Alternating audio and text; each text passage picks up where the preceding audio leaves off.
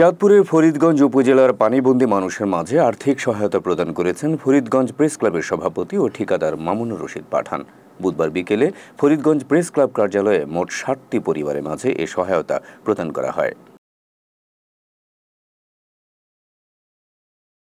Faridganj press ক্লাবের সাবেক সাধারণ সম্পাদক প্রবীর চক্রবর্তীর সঞ্চালনায় এতে উপস্থিত ছিলেন ফরিদগঞ্জ প্রেস ক্লাবের সাবেক সভাপতি নুরুন নবী নোমান, সহসভাপতি মহিউদ্দিন, যুগ্ম সাধারণ সম্পাদক নারায়ণ রবি দাস, সহ অর্থ সম্পাদক রুহুল আমিন খান স্বপন, তথ্য প্রশিক্ষণ সম্পাদক বারাকাত উল্লাহ পাটোয়ারি, সমাজ কল্যাণ সম্পাদক মোহাম্মদ জসিম উদ্দিন সহ প্রেস ক্লাবের সাংবাদিকবৃন্দ।